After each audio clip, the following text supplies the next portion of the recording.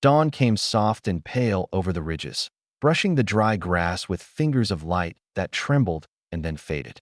The wind moved slow here, carrying dust and the faint tang of pine, as though the world itself were holding its breath.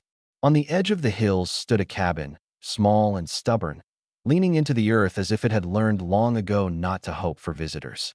Its windows were pale with frost, the roof patched in places with whatever wood could be spared, and the door creaked a lonely greeting when opened or closed. Inside, the air smelled of old pine and wood smoke. The heroine moved quietly, her steps careful, measured, as if the floorboards themselves might betray her presence. She carried the weight of solitude like a coat, sometimes warm, often heavy, and yet she did not complain. There was work to do, water to fetch, wood to chop, meals to prepare, and no one to watch or praise. In this quiet life, she found both freedom and fear in the same breath, and no husband, no help, no one to call in the mornings or sit with in the evenings. Just her own hands, calloused and steady, shaping a life that felt more like survival than living. Yet even in this silence, there was a rhythm. She sang softly while sweeping, hummed low as she fixed a broken chair, spoke to the old stove as she lit it. These conversations were hers alone, but they reminded her that she existed in a world that might have otherwise forgotten her. The townsfolk knew of her. They had known her long enough to whisper about her behind closed doors. The storekeeper would look up from counting coins and say, "You'll manage, won't you?" As though her endurance were a curiosity, not a strength. The neighbors, wives and widows alike, spoke of the perils of a lone woman living so far out, as if fear were contagious. They never offered help. They never knocked. They only watched and judged. She had known men too, brief and shallow visits that left no warmth in their wake. There was one who had promised protection once, whose hand she had once held with hope, only to let go when she showed that her courage did not bend to fear or to him. His departure was quiet, like a door closing without a sound, leaving her alone again, heavier than before, learning that the world admired strength but seldom honored it. Still, the cabin offered its own companionship. The crackle of the fire, the slow creak of the floorboards, the whispering wind that slid through the cracks. These became familiar voices. She named them sometimes, just to keep her mind from wandering too far into loneliness. Morning light fell across the table in stripes, dust motes dancing like tiny ghosts, reminding her that even here, in isolation, the world was still alive. Her routines were sacred. She drew water from the spring before dawn, careful not to wake the crows, and carried it back as if the weight of each bucket held not just water, but the pulse of life itself. She swept the cabin floor, repaired the roof with hands stiff from winter, and prepared meals with the kind of reverence one might save for a cathedral. Every chore became a small defiance of the fear that whispered from the edges of the wilderness. Yet fear lingered, always. It was a quiet companion, woven into the corners of her home. The thought of strangers, of harsh men, of sudden storms, of lonely nights when the wind howled against the cabin walls, it pressed against her heart, reminding her that she was both brave and fragile. The world outside might not notice her courage, but the wind did, and the trees, and sometimes, she thought, even the stars. Even in this solitude, she carried memories, soft, sharp, lingering, of those who had come and gone, of laughter that had not lasted, and promises that had been swallowed by the dust. And yet, she did not close the door to hope entirely. She left the latch free, if only for the day that someone or something might arrive, not to rescue her, but to remind her that she was not invisible. As the sun rose higher, touching the cabin with amber light, the wind shifted. It carried a weight she had not felt before, a sense of change as quiet and persistent as the earth itself. The house, once learned in silence, seemed to lean a little closer to the horizon, as if listening. And far off, beyond the ridges, the first signs of something unusual stirred, the slow approach of a life that would not wait for permission, a presence that would collapse at her door and leave her world forever altered. Rain came slow at first, a gentle drum against the roof, and then heavier, relentless, filling the hollows of the hills with its steady murmur. The cabin smelled of wet wood and earth, the kind of damp that presses against the chest, reminding her that she was very much alive, alone, and at the mercy of a world that seldom paused. She moved about her chores, her hands dry from labor but damp from the mist that seeped through the cracks, listening to the rhythm of the storm as if it carried messages she could not yet understand. Then came the knock. Not a polite, measured knock, but a thud, uneven, urgent, almost a collapse in sound. She froze, her heart catching in her chest. Every warning she had learned in life whispered sharp and clear. Stranger at the door, danger in the night, fear in the unknown. She hesitated, gripping the latch, the wind tugging at her skirts and the storm pressing its weight against the walls. And then she opened the door. The figure in the mud was a man, old and weathered, gray beard matted, boots caked in mud, clothes torn in places as though the earth itself had rejected him before she could. He lay there, breath shallow, eyes closed, a life shaped by years of survival etched into every line of his face. Fear rose immediately, icy and practical. What if he were a threat? What if he carried sickness? Or worse, a dangerous pride that could overtake her small home? But beneath the fear was something softer, a thread she could not ignore. A soul collapsing in the cold did not come with malice. Somehow, she knew, he did not arrive to harm. She reached for him, lifting with careful strength, and guided him inside. Every motion was deliberate, measured, respectful of the space and the quiet she had fought to preserve. Inside, the cabin seemed smaller, tighter, as if it had taken a breath with her. She set him by the fire, wrapping him in blankets that smelled of smoke and old wool. He murmured something incomprehensible, a word or a name swallowed by sleep, and then the room settled into a kind of uneasy stillness. She did not speak. She did not ask questions. She simply moved around him, feeding the fire, adjusting the blankets, performing her routines as if his presence were another rhythm to which the cabin had learned to bend. She thought of the townsfolk, of the neighbors who would whisper about her caution, of the first man who had left when courage revealed itself fully. This stranger was different, not from kindness alone, but from his lack of assumption, the absence of demand in his eyes even when they opened briefly.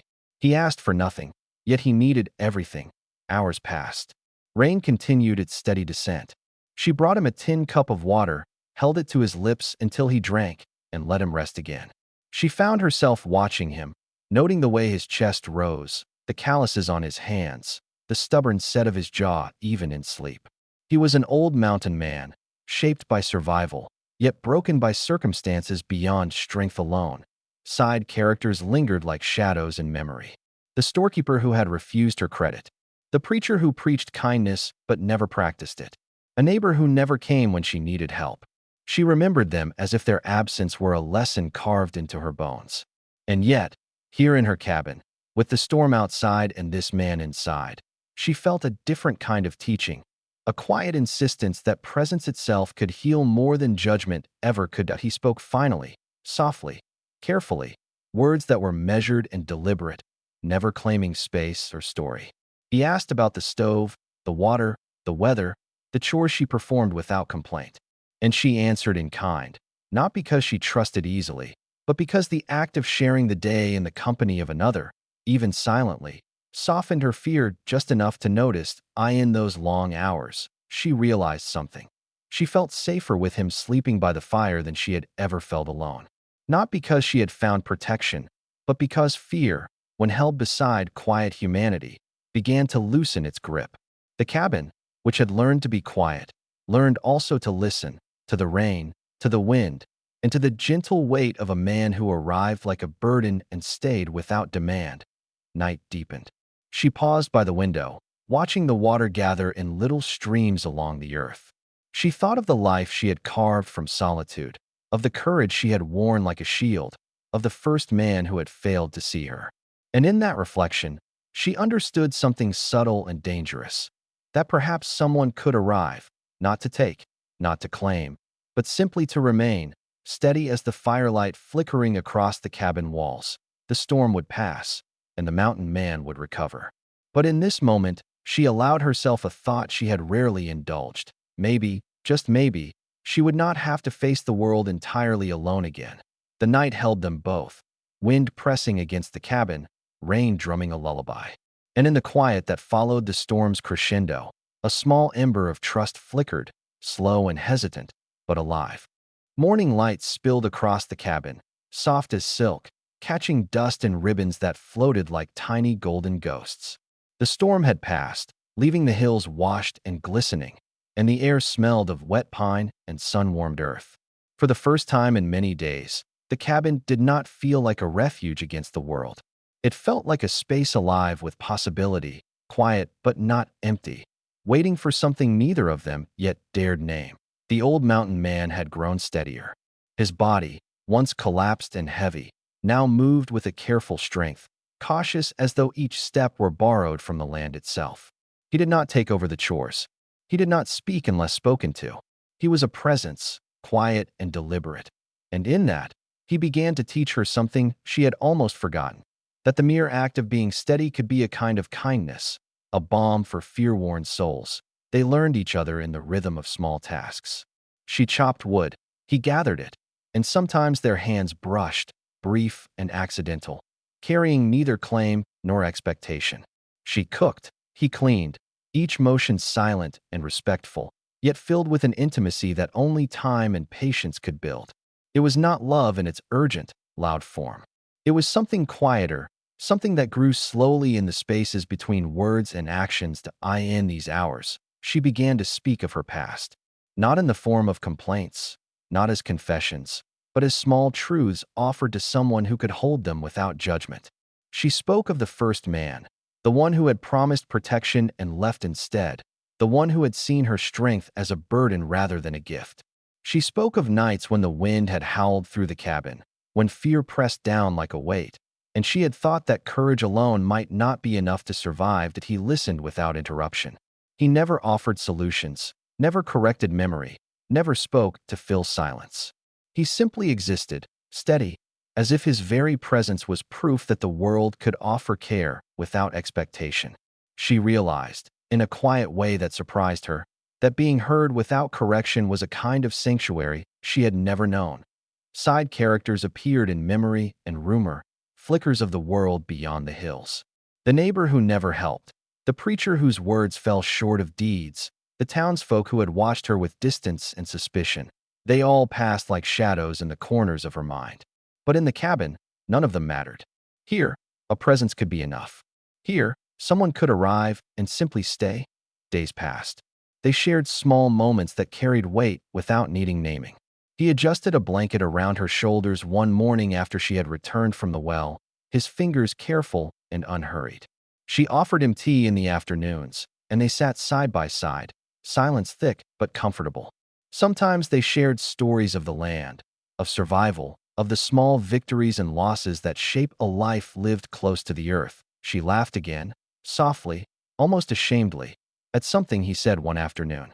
A remark about the stubbornness of wood or the way the wind seemed to favor the hills over the valleys. It was not a laugh offered to charm, but a laugh that had waited, patient, for someone to hear it without expecting more.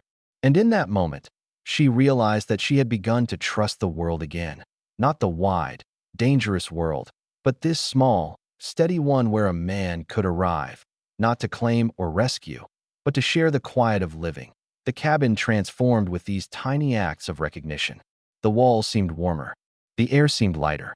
Even the fire, which had once crackled only in necessity, now glowed in acknowledgement of their shared presence. She noticed, too, that her fear no longer governed her every breath. It lingered still, like a shadow at the edge of vision, but it was softened by the trust she was learning to give. One evening, they watched the sun set over the hills, painting the sky in fire and gold. She spoke of the life she had built, of the courage it had taken to endure alone, and he nodded, silent and patient. She realized that recognition need not be loud or grand. Sometimes it was simply the act of being seen, of having your strength and fragility met without judgment. By the time night fell, she understood that the cabin, once a place of survival, had become a place of understanding. Not love in its dramatic form, but a deeper, quieter resonance, the slow work of being known and known in return. She felt a kind of peace she had not dared to imagine. Perhaps the mountain man would leave someday. Perhaps the world beyond these hills would intrude again. But for now, here in this small, steady space, she was seen. Fully, patiently, without expectation. And in that realization, she smiled. Not a triumphant smile, not one of relief alone, but a smile that carried all the small victories of courage, endurance, and the gentle truth that some people arrive not to save us, not to fix us, but simply to remain steady enough that we remember how to breathe without fear. The hills were quiet now, washed in calm after storms that had tested both earth and heart. Smoke rose straight from the cabin chimney, a slender column against the pale sky, and for the first time in many months, the land seemed less empty. It held promise, not loud, not urgent, but patient, enduring. The cabin, too, seemed changed. No longer a refuge only against the world. It had become a home, steady as the hands that had built it and careful as the hearts that now filled it. The old mountain man moved with renewed strength, each step deliberate and unhurried. He had recovered, though not entirely. He had scars and creases, memories written into his bones, and a quiet awareness that life had taught him patience. He prepared to leave, as he had planned, carrying only what he needed and offering no claim upon her space.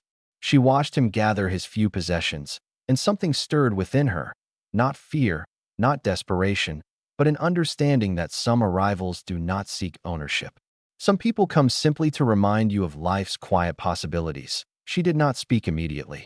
Words felt unnecessary, too loud for the intimacy that had been built in silence. Instead, she poured water from the spring into a tin cup, set it by the fire, and gestured toward the door. He paused, hand on the latch, and for a long moment neither moved. Outside, the hills rolled like gentle waves under the sun, waiting without judgment. She spoke then, softly, carefully, a truth she had not said to anyone in years. Stay.